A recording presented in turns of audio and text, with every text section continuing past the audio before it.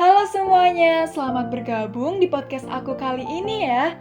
Oke, sebelumnya aku mau tanya nih, kalian pada suka makan apa sih? Nasi goreng, fried chicken, pasta, atau makanan cepat saji lainnya? Emang kekinian banget ya makanan junk food itu? Tapi, kalian tahu nggak sih, ternyata pangan lokal kita juga bisa dikreasikan loh menjadi olahan yang lebih menarik dan pastinya akan lebih sehat ya. Ngomong-ngomong tentang pangan lokal nih, kalian udah tahu belum sih definisi dari pangan lokal itu? Jadi gini guys, menurut Kementerian Kesehatan Republik Indonesia, pangan lokal adalah makanan yang dikonsumsi oleh masyarakat setempat sesuai potensi dan kearifan lokal. Pangan lokal merupakan produk pangan yang telah lama diproduksi, berkembang, dan dikonsumsi di suatu daerah. Indonesia sendiri, sebagai negara yang penuh keragaman, juga memiliki pangan lokal yang sangat beragam. Contohnya, ada sagu, sukun, jagung, kentang, ubi, ketela pohon, dan masih banyak lainnya ya. Tapi, sayang sekali ya, semakin berkembangnya zaman, minat untuk mengonsumsi pangan lokal justru berkurang, terutama di kalangan generasi milenial. Kira-kira apa ya penyebabnya? Jadi gini ya guys, generasi saat ini telah mengalami transformasi gaya hidup yang sangat drastis, terutama sejak munculnya pemanfaatan teknologi. Salah satu perilaku yang dimiliki generasi saat ini adalah cenderung menyukai produk dengan karakter brand story yang kuat, yaitu produk yang memiliki nilai cerita yang bisa dibagikan. Oleh karena itu, penting sekali untuk kita bisa mengkreasikan pangan lokal menjadi pangan yang kekinian sehingga memiliki nilai daya tarik yang tinggi dan bisa untuk dibagikan atau diunggah ke akun media sosial. Dengan begitu, eksistensi pangan lokal pun bisa terus populer di semua kalangan. Emang sepenting itu ya eksistensi dari pangan lokal?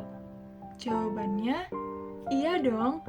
Pangan lokal dijadikan sebagai pangan nasional bangsa Indonesia. Karena pangan dan makanan lokal berpotensi sangat besar bagi pencapaian ketahanan pangan dan gizi masyarakat, dan dapat juga menggerakkan ekonomi pedesaan. Jadi, sebagai generasi milenial yang akan menjadi generasi penerus kuliner Indonesia, kita harus mencintai produk pangan lokal yang ada. Caranya gimana sih? Caranya yaitu dengan mengkreasikan pangan lokal menjadi pangan yang memiliki bentuk yang menarik serta memiliki rasa yang berkualitas, sehingga kita bisa menghidangkan makanan yang instagramable dan kekinian, akan tetapi tetap sehat ya.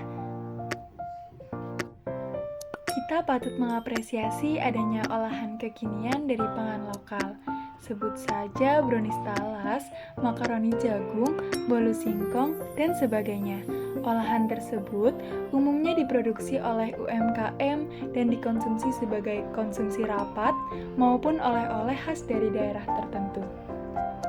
Lalu, bagaimana dengan konsumsi harian pangan lokal dalam keluarga?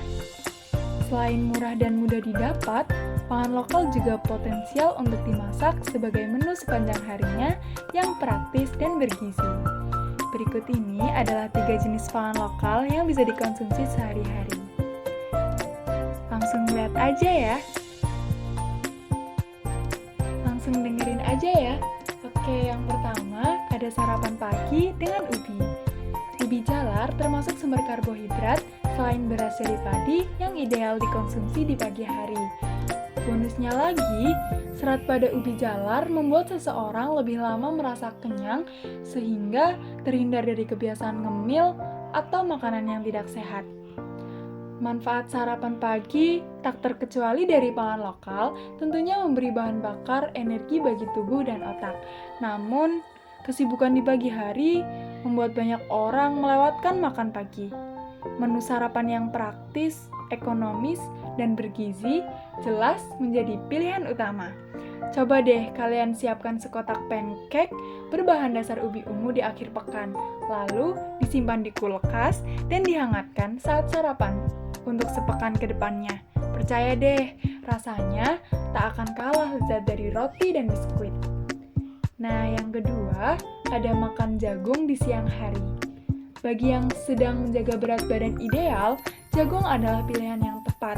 Kaya karbohidrat dan serat, jagung bisa dikonsumsi bersama lauk-lauk pauk dari protein nabati dan hewani tanpa harus menambahkan nasi.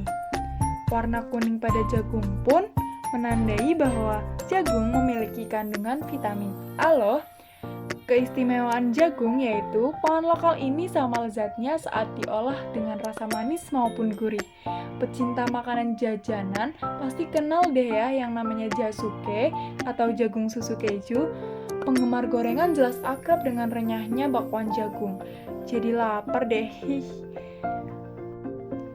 Nah, yang terakhir ada makan malam dengan singkong yang kaya serat. Pagi sarapan ubi, siang makan jagung, lalu malam makan apa ya? Ubi singkong kali ya? Ubi singkong bisa dikonsumsi agar proses regenerasi sel tubuh saat tidur malam semakin optimal.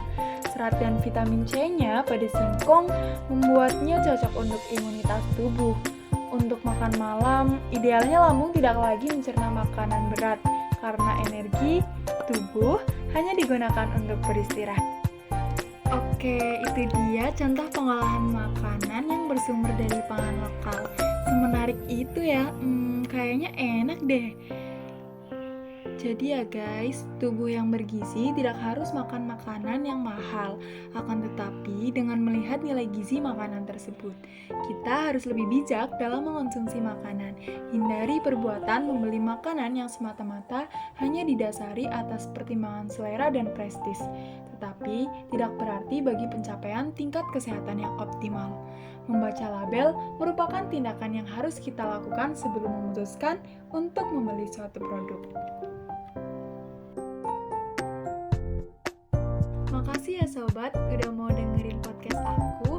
Sampai jumpa kembali.